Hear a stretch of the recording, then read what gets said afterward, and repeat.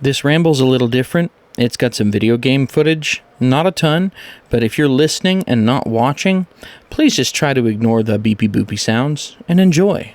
Thanks for being here.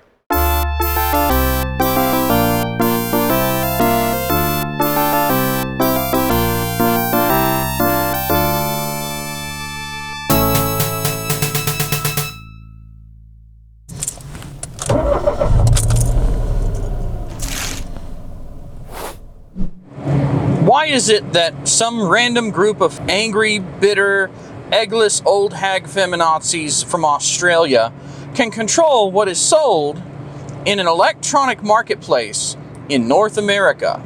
And the answer is payment card processors. Now, I know the last video I posted goes over this to some extent, but I cannot possibly explain to you both how sick I am of this crap and how dangerous this really is. It's very easy to dismiss this. They have intentionally chosen targets that are extremely easy for an ideological simpleton, for a midwit at best, for someone who doesn't really understand basics of how a functioning society should operate. They can't really defend it because they'll walk up and they'll say, "Oh, what's the matter? You don't have access to your I want to rate my daughter fantasy game?" Yeah. That's basically the way that they approach it. And you know what? It's kind of hard to defend yourself against a claim like that, in part because you don't know exactly how, because you've never really thought of it that way. But sure enough, that's the way that they try to defend this kind of behavior. Now, the ultimate problem is that you can't put it that way and be correct. See, they're coming from a disingenuous place when they say things like that. They know that the games that they're talking about are not necessarily going to cause any kind of real-world harm, but they need to keep up that narrative so they can keep getting that money. They have to get their money from somewhere, and we got to find out where that is. But all of this is kind of beside the point, because the real vulnerability in the system is not that these feminists can write angry letters demanding to speak to our boss. The Council of Karens being able to send a nastygram and shut down an entire sector of the U.S. markets. Now, that's a bit of a problem, especially since they're not even in the U.S. They're in Australia. And look, I understand that I probably have quite a few Australian viewers, or at least one. I'm sure there's at least one. But I'm in the United States. I buy products in the United States. I pirate products for free in the United States, too. But I allegedly buy products in the United States, a United States market, and I should have access to anything that is legal to be sold to me and for me to buy and own. And under that extremely generous umbrella, we do indeed find some of the most reprehensible games ever created. However, I will say, these games, they actually do, believe it or not, often have some kind of literary or artistic value. I know that it's a common little beating, what do they call it, a canard or something? But it's a favorite thing to bludgeon by certain anti-porn people that pornography is not art, it's not speech, end of story. And you know, maybe you have some degree of an argument if we are going from a very subjective point and just saying, hey, look, it's the 45th installment of Anal Pizza Makers 2000 or whatever. And, you know, oh, there they are. They're doing the same thing again, 45th time, whatever. And maybe we can give you that legally. No, we can't. But just from my own personal taste, yeah, I'm not really interested in seeing anything that's pornographic that's also pointless. But that's not what these games do. Now, yes, there are some very garbage tier games, but garbage tier games are legal. And being garbage tier adult games doesn't make them less legal. But more importantly, I do want to actually just outright, oh my God, I didn't realize I was so bright. I want to just flat out defend adult video games in general. They do have literary, artistic, and so on. They do actually have value to them that is beyond just merely being, oh, look, pixelated boobies. Now I have something to engage my animal brain while I punch myself in the groin a few times and extract 2 teaspoons worth of liquid that's not very useful for many things unless you have the right cookbook. Anyway, oh boy, it's getting hot in here. When I was a teen, I want to say I was a somewhat early teen, but it is difficult for me to remember exactly when. I downloaded a series of games from the internet. They were, I mean, let's be honest, back in the mid to late 90s, we had pretty easy access to internet pornography. But some of the most interesting and entertaining things that I got were actually not from the internet pornography. It was from hentai games.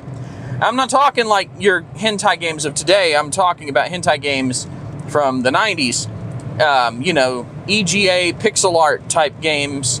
But here's the thing. One of those games has the extremely non-obvious name, Sexy Fighter. And that sounds kind of dumb, but the truth is, it's actually an interesting game. Now, when I was a teen, I couldn't read any of the Chinese text. It's all Chinese, and I didn't know what the hell they were saying. But I could kind of figure out what was going on. They do have pictures, and they have facial expressions. And just today, I sat down and I opened it up in DOSBox, and I opened Google Translate.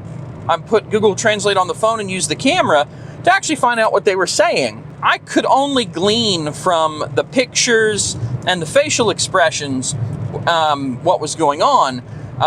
Some things have icons, but it's actually a very interesting video game.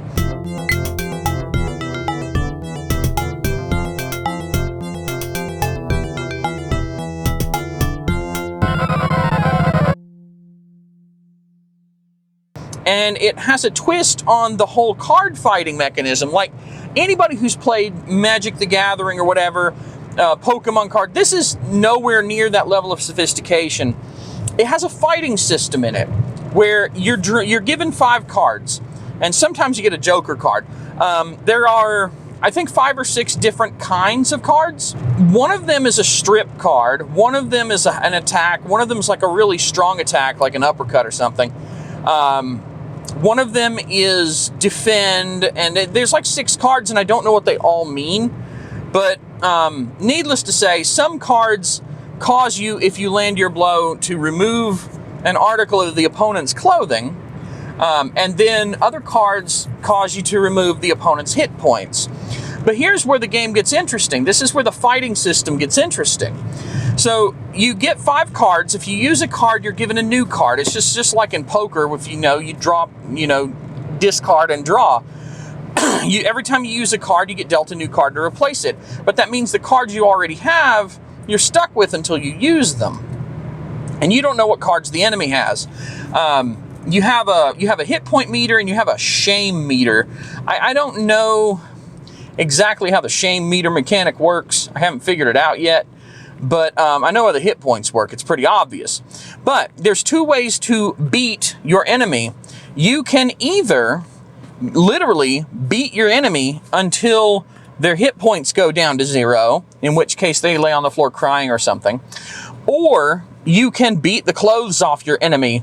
And yes, that means that you are beating these women in this game, that you are also a schoolgirl in a school full of girls. And you and the other girls get in fights, and you can punch each other's clothes off. But it's not that simple. So here's where it's interesting. Obviously, the fighting mechanic is straightforward. It's like any RPG, whatever. You use a card to attack, or you use a card to defend. If you defend, you don't get hurt as much, or whatever. If you attack, you take off hit points.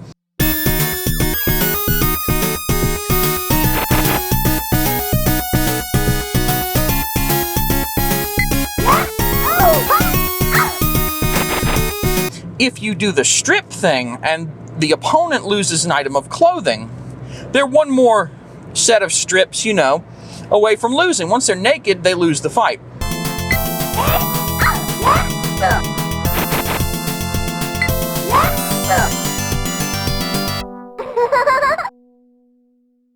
Here's the problem. Every article of clothing you knock off of an opponent makes all of their attacks that take down your hit points stronger. So you might think, oh, I'm going to get these girls naked to beat them. Except the problem is that when you use the strip cards a couple times, now all of a sudden that girl that was knocking off 7 of your 100 hit points every time, now she can knock off like 40.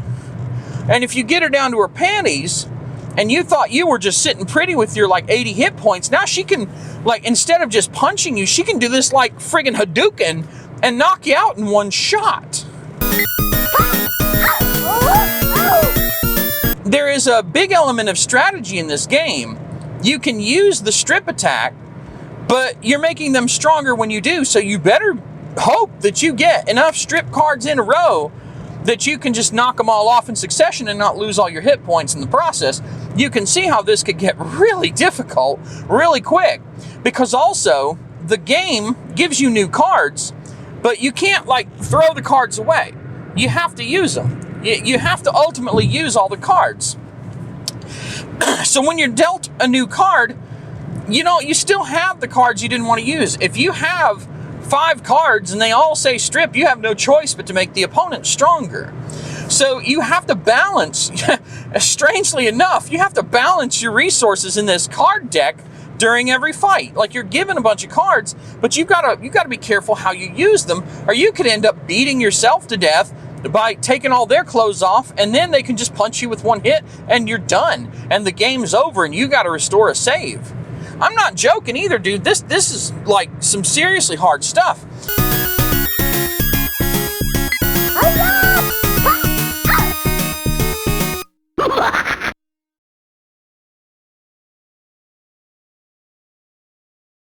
Now, a long time ago, I did actually beat this game, and mind you, this is no small feat.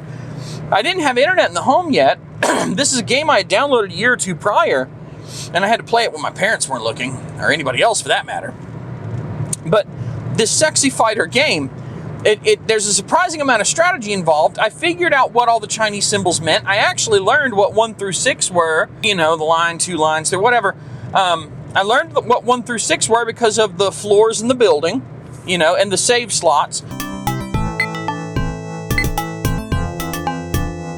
You can kind of figure out that means 1, 2, 3, and so on. It's kind of obvious. And they do display some numbers in regular Arabic numerals, but, you know, you get the idea. So I could figure out what was going on. And there actually is a story to it that's pretty interesting. It's like everybody's possessed by this witch that's in the school, and you have to beat them to literally beat the demon out of them so that they get unpossessed and they're no longer being controlled by this demon that's in the basement or whatever that you can't get to yet. It's an interesting mechanic. It's got a twist on a card-based fighting system. I mean, it's cool stuff. And just the story, even without knowing the Chinese, it was very interesting. And yes, it's a video game where women punch each other's clothes off, optionally. But you get penalized for it. It's cool, dude. Yeah, I can't possibly explain, especially as a teen, like, yeah, of course I went in for the pixelated nipples. Of course I went in for the, you know, low quality VGA anime girl honkers. But the thing is, that just got me in. It's actually a pretty involved game, and it's really cool. Now, why did I go off on this absurdly long tangent about an old Chinese hentai game where you beat girls' clothes off? Because I think that it's important that we allow everything to exist. We allow everything to be bought and sold, and don't go, oh, adult content. Nope, no one's allowed to make money off of that. You know, no one's allowed to have that transaction. And I got other games that I couldn't read because they used DOS-V, and DOS-J could make the games play, but it provided the APIs, but I didn't have a kanji font, so the Japanese games would just have no text at all. Needless to say, when I stopped playing Sexy Fighter and started playing a game that is literally just called Sex, and another game called Curse, and another game called Isle, or Oshino Areta Rakuen, if you really want to go look it up. These old hentai games, they all have Japanese, and I couldn't even see the Japanese. So I had to just click on empty black boxes. There was no dialogue or anything. You'd be astonished how difficult it is to figure out what to do. The whole point is that these games should be allowed to exist and the people who make them should be allowed to sell them. And I understand that, that we should just dismiss all of the stuff where I'm talking about how I was a teen and got access to it, because if anything, if we really want to critically analyze my access to some 320 by 240 hentai game as a teen, it didn't make me like rape babies or anything. If anything, what it did is give me an appreciation for the fact that they are in fact games. They're not just porn. It's not like somebody handed me an episode, or not an episode, but a copy of like a Penthouse magazine with a bunch of naked women in it and a bunch of articles no one's going to read. That's not what happens with this stuff. And yes, I understand some games really are just sort of there for the titillation. Some games are there to entertain your curious, crazy, disgusting fetishes. But for the most part, what I found in exploring hentai games is that a lot of them actually also have very interesting stories or mechanics or both to go with them. There are a lot of classic hentai games that are Japanese, like classic style RPGs, not like Final Fantasy, but like old school, like Ultima, whatever. I think the Rants series was one of them, but I don't want to get too deep into the hentai game thing. The bottom line is that these things have value, and restricting the ability to purchase them in a country where the First Amendment guarantees us the right to freedom of speech, well, you don't have the right to freedom of speech if consequently you cannot choose to listen. It works both ways. And yes, I know First Amendment only applies to the government. Yeah, it applies to the government legally, but in spirit, the First Amendment is a core value of the United States of America. If I want to say something and someone else wants to listen to me say something, no one else has any right to say that I can't do that and they can't listen to that. Nobody. That is a core, fundamental principle. Anybody who does not believe in this core fundamental principle should leave the United States. They don't belong here. They are not welcome. They need to be purged from this society. But here's the problem. What's in the United States? Visa and MasterCard. But where are the people that have the problem? They're not even in the United States. They're in fucking Australia. Australia is not the United States. Why is the United States market allowed to be controlled by someone in Australia? Why is it that I cannot purchase the next sexy fighter or whatever? Because some bitter bitches in Australia are sitting around going, I'm 65 years old, I can never have children, I'm not happy with my life choices, this wine doesn't taste as good as I thought it would, Chardonnay sucks, but I can't admit that because then Jody would be right. Why are all these cats pooping on my floor and why am I not cleaning it up? I should take out my frustrations on young men because they're men, and I knew young men once and they didn't do what I wanted them to do, so they have no right to have a good life because I had to suffer. Blah, blah, blah, blah, blah, blah, blah, blah. That's all I hear when these feminazis run their big fat mouths. Blah, blah, blah, blah, blah. And that's it. Why is the market controlled by that? Why does some bitter hag all the way across the world get to decide what I get to buy? And I'm not even saying that I would buy it. A lot of the people that are defending all of these so-called porn games, these incest, fantasy, rape your sister games, as they like to say, they understand it is a very slippery slope. You may think that you don't like porn games, but some of the porn games that have been ripped off of stores or taken off of shelves or whatever because of these people leaning on Visa and MasterCard, and then Visa and MasterCard leaning on the things, the various platforms that you could buy them at. Some of those things are Detroit Become Human. What was the other one? There are a few. They're notoriously responsible for having gotten Grand Theft Auto pulled off of shelves before, about 10 years ago. You know what?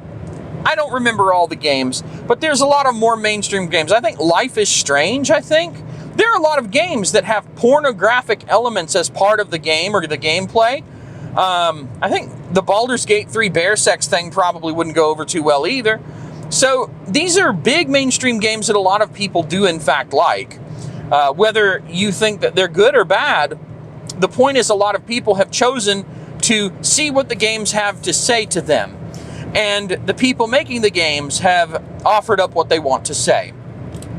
These hags in Australia, these shriveled up evil women in Australia, snorting cat litter, they have no place in this transaction. They have no business saying that you can't buy GTA 6 or Baldur's Gate 3 or Detroit Become Human or Life is Strange, whatever. They have no business interfering. If your tale involves adult themes, you know, and even if it's not porn, you could be next. Because they didn't necessarily just target porn. They said that anything that, quote, objectifies women, or it's the whole women most affected thing. And it starts, here's the wedge, okay? This is the problem. This is the entire point, and the reason that you can't let this kind of shit slide no matter what. The wedge always starts with the worst possible thing that you can think of. What's the worst thing you can think of? The most indefensible thing? Child pornography, or the newer term for it, CSAM, child sexual abuse material. Because that's, for some reason, we have to pussyfoot around the words now. That's the wedge. That's the tip of the wedge that digs in, and that's the foot in the door. They use the existence of kiddie porn to get their foot in the door. No one would defend this. So, yeah, if you defend this, you're a scumbag. And the vast majority of people in society, at least outwardly, express their opinion that they agree that this is the most reprehensible thing on the planet. So it's sort of this wide consensus that now can be used as an exploit to gain further access. So what's next after that? Simulated or virtual or drawn child porn, lolicon, that kind of thing. That's the next part of the wedge. So now it's not real children being harmed or evidence of real children. It's fake. It's non-existent. It's drawings, 3D renderings. That's the next part of the wedge. You know, and they'll imply, of course, that if you defend this, you must want to become a serial baby rapist. But we know that's not true. They know that's not true. But that's how they get their foot in the door. They silence their critics by calling them loudly and publicly some kind of reprehensible thing based on that. But they're already being disingenuous because now it's material in which no real children, generally speaking, I know there's some out there that people have derived, and that is still very much illegal, even in the United States, but where a material where no real children were actually harmed by the production of it. And I'm not here to defend that. There is a defense that can be made for that, but that's not the point of this video. That's just the next part of the wedge. So how much further do we go? So now we're past all of the peak reprehensible. So now, instead of the children part, it's just the general sexual part. Now the next part of the wedge is it's the big one, good old rape. That's the thing, because now it doesn't quite hold the force that claiming that someone, oh, you don't agree with us, you must be an abuser of children. It doesn't hold that much force. It's not quite that impactful when someone levels that accusation. But we know all too well that any accusation of sexual violence is not going to be received well, not by a long shot. And the mere accusation is enough to destroy someone's reputation forever. That's the next part of the wedge, because guess what? If you defend games that contain that kind of material, well, now, guess what you're defending? You're a rape defender or apologist. And they can point straight to the game and be like, look at this game. Look at what you are. And most people are dumb enough that they'll fall for it immediately. Now, the game doesn't have to contain that kind of material. This is where it gets insidious. It doesn't have to contain the material to even have that accusation drop. Just the possibility, just them saying this game contains bad thing and this person's defending it, therefore this person thinks that bad thing is a good thing in real life. That's all it seems to take. And too many people are so stupid that they'll actually fall for that crap. Then we got incest. For some reason, that's this big woo, you know, and you pair it with the other stuff, it just gets even worse. You can just like make this like cluster bomb of accusations. And bear in mind, we're not talking about anything at this point involving real people. We're talking about drawings. We're talking about 3D renders. We're talking about perhaps some sort of AI thing that's trained on tens of thousands of anime waifu drawings. Who knows? But we're not talking about something that has harmed any real people in its creation or that feature any real people. We're not even talking Shadman level, where, well, at least he drew the drawing based on the concept of someone else's daughter. Nope, we're talking about stuff that, while you may think it's the most heinous drawing on earth, it's ultimately still a drawing, and no one was harmed in the production of it. But that's the next level of the wedge. Just keep jamming that wedge in bigger, shoving these, you know, high tension issues to the forefront, you know, and calling everything that. These are the classic tactics from the 2010s, and they're working again. But the problem is this time it doesn't matter. It doesn't matter that a lot of us are onto them. A lot of us have struck back at them because they're not ultimately the problem. The fact that these payment processors enable it is the problem. And all we have to do is pass the the Free Access to Banking Act, or Fair Access to Banking Act.